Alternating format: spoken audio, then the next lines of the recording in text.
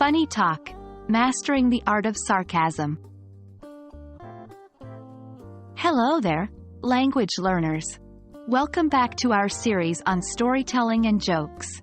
Today, we're exploring a fascinating part of humor, often considered a higher level of wit: sarcasm.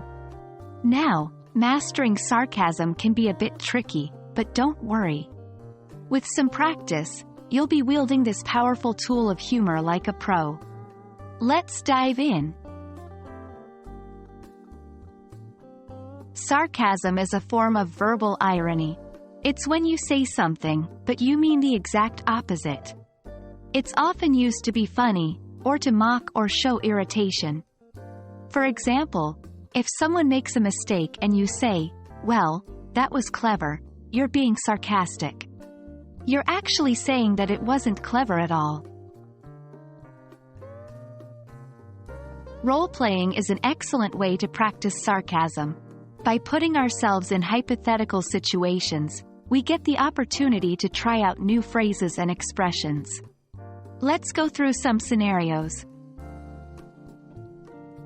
Exercise 1. Late friend. Imagine your friend arrives late for an important event. You might say, "Well, aren't you the epitome of punctuality?" Here, you're saying the exact opposite of what you mean.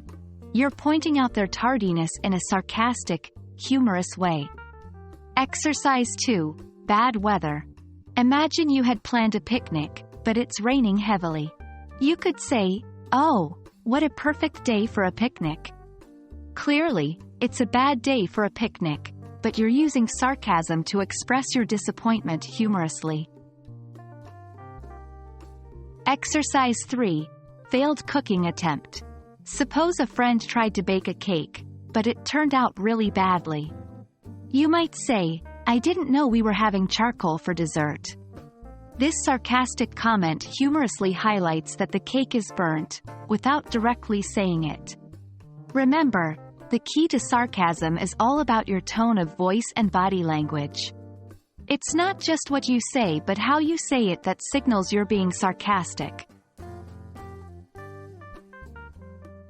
Sarcasm can be a great addition to your conversational toolbox if used sparingly and appropriately. Keep practicing the exercises and gradually integrate them into your everyday conversations. Just be careful not to overuse sarcasm or use it in situations where it might be misunderstood or considered offensive. That wraps up our section on practicing sarcasm through role-playing exercises. Remember, sarcasm is a tool of humor and should be used with caution. Not everyone appreciates sarcasm, and it can be misunderstood in certain cultural or social contexts.